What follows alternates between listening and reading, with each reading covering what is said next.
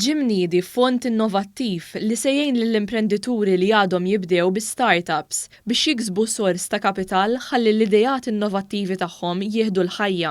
Il-Gvern ħass il-bżonn li jgħin iżjed anki f'kuntest ta' sfidi globali kawża tal-imxija. Din l-iskema se tagħti lil kull investitur kreditu ta' 200,000 euro. Dan il-kreditu se jitla sa massimu ta' 400,000 euro. L-iskema għandha diversi mekkaniżmi li se jservu ta' għajnuna lil kumpaniji, inkluż parti mill-finanzjament ta' spejjeż speċifiċi bħal pagi u salari.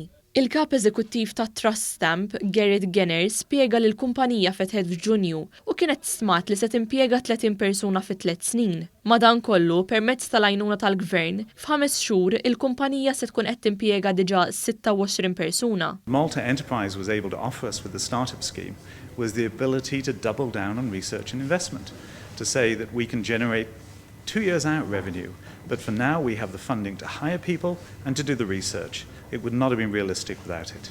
Waqt konferenza tal-aħbarijiet ġie preżentat stħarriġ li sar mill-Malta Enterprise li żvela li l-akbar ostaklu għan-negozji wara l-ftuħ tal-ajruporti kienet il-likwidità. Bekk, il-Malta Enterprise aġġornat l-iskema tagħha biex tipprovdi aktar flessibilità fil-metodi ta' finanzjament, inkluż l-ispejjeż operattivi. Il-kap eżekuttiv tal-Malta Enterprise Kurt Farrugia spjega li matul din is-sena il-Malta Enterprise approvat il-finanzjament ta' 7 startups b'valur totali ta' 3 miljun euro. Bl-iskemi li nofru aħna primarjament dik li qed ngħidu llum li hija l-startup finance ħankunu qed nofru anke mhux biss assistenza f'dak li huwa investiment imma anke f'dak li huwa biex titmexxa l-kumpanija.